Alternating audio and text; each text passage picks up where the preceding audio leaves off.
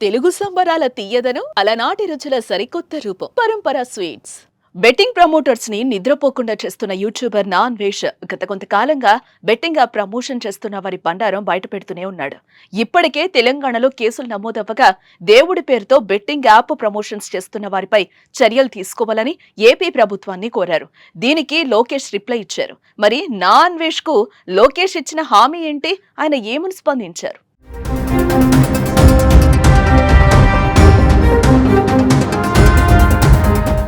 రెండు తెలుగు రాష్ట్రాల్లో online betting యాప్లు పెరుగుతున్నాయి. ఈ యాప్ల వలన ఎంతో మంది యువత తమ జీవితాలను నాశనం చేసుకుంటున్నారు.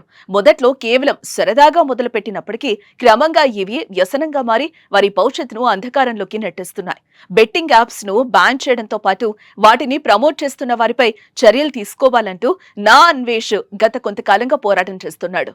నా అన్వేష్ తో పాటు ఆర్టీసీ ఎండీ సజ్జనార్ చొరవతో బెట్టింగ్ ప్రమోట్ చేసిన సోషల్ మీడియా ఇన్ఫ్లుయెన్సర్లు, యూట్యూబర్లు, సినీ ప్రముఖులపై తెలంగాణలో కేసులు నమోదయ్యాయి. ఇప్పటికే చాలా మంది సినీ సెలబ్రిటీలు విచారణకు హాజరయ్యారు. అలాగే హీరోలు, హీరోయిన్లు కూడా ఏ విషయంపై తమ వివరణను ఇచ్చారు. అయితే తాజాగా ఆయన గోవిందా పేరుతో ఓ బెట్టింగ్ యాప్ ఉందని, దానికి ఇంకా చాలా మంది సినీ ప్రముఖులు టెలిగ్రామ్, ఇన్స్టాగ్రామ్, ఫేస్బుక్ వెబ్సైట్లలో ప్రచారం చేస్తున్నారని చర్యలు తీసుకోవాలని అన్నారు.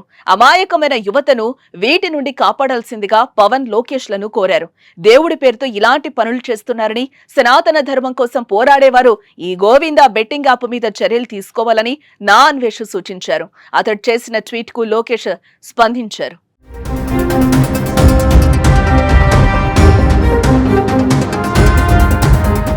బెట్టింగ్ యాప్లు జీవితాలను నాశనం చేస్తున్నాయని నారా లోకేష్ అభిప్రాయపడ్డారు. జూదానికి బానిసైన యువత నిరాశలో కూరుకుపోయిన వందలాది కన్నీటి కథలు వింటున్నారని నారా లోకేష్ ట్వీట్ చేశారు.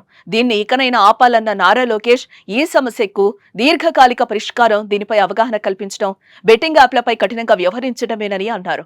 మొత్తం దేశానికే ఒక ఉదాహరణగా నిలిచేలా యాంటీ బెట్టింగ్ పాలసీ తెచ్చేందుకు ఏపీ ప్రభుత్వం కృషి చేస్తున్నట్లుగా పేర్కొన్నారు.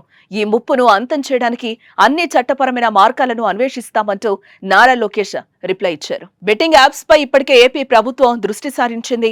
వీటికి అడ్డుకట్ట వేసేందుకు కొత్త ప్లాన్ సిద్ధం చేస్తోంది. ఐటీ శాఖ సహాయంతో కొత్త సాఫ్ట్వేర్ ను తయారు చేయించి బెట్టింగ్ యాప్ డౌన్లోడ్ చేసుకోగానే సదరు ఫోన్ సమాచారం తమకు వచ్చేలా, ఆ తర్వాత ఫోన్ బ్లాక్ అయ్యేలా చర్యలు చేపడుతోంది. మరి ఇది ఎప్పటి నుంచి ప్రారంభమవుతుందో చూడాలి.